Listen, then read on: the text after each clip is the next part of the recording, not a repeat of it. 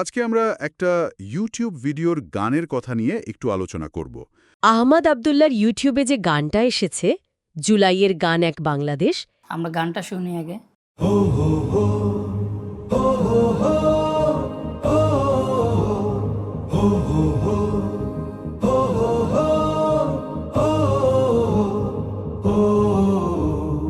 আমি বাংলাদেশ আর তুমি বাংলাদেশ, লক্ষ প্রাণ মিলে মিশে এক বাংলাদেশ। আমি বাংলাদেশ আর তুমি বাংলাদেশ, লক্ষ প্রাণ মিলে মিশে এক বাংলাদেশ। আমার মনে হয় আপনিও জুলাইয়ের এই গানটা শুনছেন। তো আমরা এটাকে একটু বিশ্লেষণ করব। না শুধু আমি না, আমার সাথে আমার এআই আছে। তো গানটা একটু চলুক, আমরা ম্যাপটা একটু দেখাই আপনাদেরকে। এক আওয়াজ এক সুর এক চেতনা, এক আওয়াজ এক সুর। দেখেন, এক বাংলাদেশ, জুলাইয়ের গান। এখানে এই গানের মধ্যে ঐক্য ও সংহতির কথা বলা আছে, মুক্তির সংগ্রামের কথা বলা আছে, ইতিহাস, ঐতিহ্য, ভবিষ্যৎ নির্মাণ। এখানে আবার অনেকগুলো কথার মধ্যে যেগুলো আছে, লক্ষ্য প্রাণ মিলেমিশে, আওয়াজ এক, সুর এক, চেতনা, আমি বাংলাদেশ আর তুমি বাংলাদেশ। আচ্ছা, আমার মাথু নিয়ে হয়তো আপনার ভালো লাগতো না, আমরা একটু ভিতরে হামাই। এগুলো কণ্ঠ আহমদ আব্দুল্লাহর ইউটিউবে যে গানটা এসে আবার ফেলা থেকে দিই। হ্যাঁ, একদিকে গান চলুক আর আরেকদিকে আমরা পডকাস্টটা শুনি। আহমদ আব্দুল্লাহর ইউটিউবে যে গানটা এসেছে, জুলাইয়ের গান এক বাংলাদেশ, এটা শোনার পর মনে হয় যেন অনেকগুলো কণ্ঠ একসাথে কথা বলছে। আজকে আমরা এই গানটা নিয়েই একটু আলোচনা করব। এর ভেতরের কথাগুলো এর অর্থটা একটু বোঝার চেষ্টা করব। ঠিক বলেছেন। গানটার একেবারে ফোকাসে দেখবেন একটা খুব পাওয়ারফুল আইডিয়া আছে, কোনটা? যে ব্যক্তি আর দেশ অভিন্ন। ও আচ্ছা। আমি বাংলাদেশ আর তুমি বাংলাদেশ, লক্ষ প্রাণ মিলেমিশে এক বাংলাদেশ। এই লাইনটা খেয়াল করবেন, বারবার আসছে। হ্যাঁ হ্যাঁ, শুনেছি। এটা কিন্তু শুধু কথার কথা না, এটা একটা কালেকটিভ আইডেন্টিটির মতো, একটা ঘোষণার মতো। এই যে বললেন ব্যক্তি আর দেশ একাকার, এটা কিন্তু বেশ গভীর একটা চিন্তা।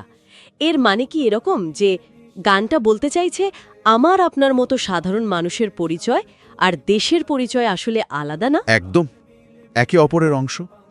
আর গানটা দেখুন, এই একতাকে কোনো অ্যাবস্ট্র্যাক্ট আইডিয়া হিসেবে রাখছে না, আচ্ছা, বরং বলছে যে এই একতাটা তৈরি হয়েছে অনেক স্ট্রাগল, অনেক স্যাক্রিফাইসের মধ্যে দিয়ে। যেমন গানের কথাগুলোতেই তো আছে, রুদ্ধদ্বার খুলে খুলে আমরা ছুটেছি, হ্যাঁ, রক্তে ভেসে ভেসে রক্তে লাল হয়েছি। অথবা ধরুন, ইনকালাব পথে পথে, মৃত্যু মিছিলে বক্ষ পেতে পেতে মুক্তি এনেছি মেলে। হ্যাঁ, এই লাইনগুলো খুব শক্তিশালী। এই যে একসাথে চলা, একসাথে স্যাক্রিফাইস করা, এগুলোই আসলে ওই এক বাংলাদেশের ভিত তৈরি করেছে। এটা জোর করে চাপানো কোনো ইউনিটি না, এটা অর্জন করা। হ্যাঁ, এই সংগ্রামের ছবিগুলো খুব স্পষ্ট গানটায়। রাজপথের ধুলি, লৌহ শহীদের লাশ, এই কথাগুলো শুনলে তো গায়ে কাঁটা দেয়, সেই সময়টার কথা মনে পড়ে যায়। ঠিক। কিন্তু গানটা তো শুধু অতীতে আটকে নেই, তাই না? ভবিষ্যতের দিকেও তো তাকাচ্ছে। অবশ্যই, বরং অতীতের ওই সংগ্রাম থেকেই যেন ফিউচারের স্বপ্ন দেখার জোরটা আসছে। আচ্ছা। যেমন ধরুন, বলছে শৃঙ্খলের বাভা যত উপরে ফেলে যায়, বা আমাদের বুকে বাজে নতুনের গান। এই কথাগুলোর মধ্যে একটা মুক্তির আনন্দ যেমন আছে, তেমনি একটা নতুন শুরুর ইচ্ছাও আছে। ঠিক। আর শুধু তাই না, দেশটাকে আগলে রাখা, নতুন করে গড়ার একটা কমিটমেন্টও খুব ক্লিয়ার। বলছে আমরা আগলে রাখব, গড়ব আমাদের দেশ, আমরা সাজিয়ে তুলব এক নয়া বাংলাদেশ। হ্যাঁ, একদম। আমার একটা জিনিস খুব ইন্টারেস্টিং লেগেছে, এই যে নতুন দেশ গড়ার কথা, তার পাশেই দুটো কন্ট্রাস্টিং ইমেজও আছে। কোনটা বলুন তো? একদিকে বলছে সম্প্রীতির চিরচেনা শান্ত বাংলাদেশ, খুব পিসফুল একটা ছবি। হ্যাঁ। আবার তার ঠিক পরেই আসছে শত্রু এলে ধুমড়ে মুচড়ে করি নিঃশেষ। এ দুটো কি কন্ট্রাডিক্টরি না? শান্ত আবার রুদ্র। এটা আসলে আমার যা মনে হয়, সিচুয়েশনের উপর ডিপেন্ড করে দুটো ডিফারেন্ট অ্যাসপেক্টের কথা বলছে। ও, বেসিক ক্যারেক্টারটা শান্তির, সম্প্রীতির, সেটাই আসল রূপ। কিন্তু দেশের প্রয়োজনে সেই শান্তি রক্ষা করার জন্য বা দেশের সার্বভৌমত্ব রক্ষার জন্য রুখে দাঁড়ানোর শক্তিটাও এই কালেকটিভ বাংলাদেশের আছে। এই মেসেজটাই দিতে চাইছে। আচ্ছা আচ্ছা, মানে এটা দুর্বলতার শান্তি নয়। না না, এটা বরং একটা শক্তিমান সত্তার বেছে নেওয়া শান্তি। বুঝলাম ব্যাপারটা। আর গানের শেষের দিকে একটা অ্যালার্ট থাকার কথাও তো বলছে। হ্যাঁ হ্যাঁ, আমরা ছিলাম আছি রবজা জাগ্রত প্রাণ, এই লাইনটা রব। মানে বেশ রবজা বলা মনে হয়েছে, রাখার মতো। রব। হ্যাঁ, এটা খুবই ইম্পর্ট্যান্ট একটা পয়েন্ট। এটা শুধু পাস্টের স্মৃতিচারণ না, তাহলে এটা একটা অনগোয়িং কমিটমেন্ট, একটা প্রমিস। এই যে এত প্রাণের বিনিময়ে পাওয়া স্বাধীনতা, যে কালেকটিভ চেতনাটা তৈরি হয়েছে, সেটা যেন হারিয়ে না যায়। আমাদের হাতে পথ হারাবে না দেশ, এই কথাটা তো সেটাই বলছে। এই জাগরণটাকেই কনস্ট্যান্টলি মেনটেন করার কথা বলা হচ্ছে। ঠিক। আর খেয়াল করবেন, গানটা বলছে এক আওয়াজ, এক সুর, একই চেতনা। হ্যাঁ, মানে এই ইউনিটিটা শুধু পলিটিক্যাল বা জিওগ্রাফিক্যাল না, এটা মানে চেতনার দিক থেকেও এক, ফিলিংসের দিক থেকেও এক। সুর, আওয়াজ, চেতনা সব মিলে এক। সব মিলেমিশে ওই এক বাংলাদেশ।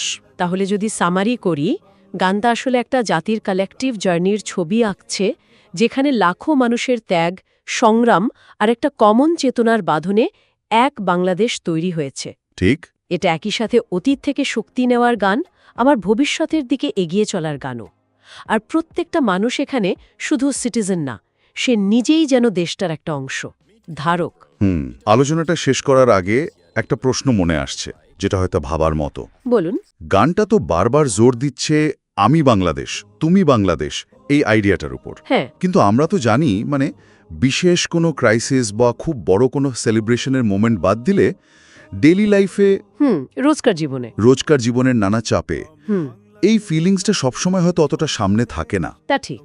তাহলে প্রশ্নটা হলো, এই সাধারণ দিনগুলোতে একজন ইন্ডিভিজুয়াল তার নিজের মধ্যে এই কালেকটিভ সত্তা বা দেশের ইমেজটা ধারণ করবে কিভাবে? এই কানেকশনটা আসলে কিভাবে কাজ করে? গানটা কিন্তু এই প্রশ্নটাও তুলে দেয়। এটা আসলেই ভাবনার বিষয়। একদম, এটা আসলেই ভাবনার বিষয় যে এই পডকাস্টটা আসলে এআই দ্বারা সম্ভব কিভাবে।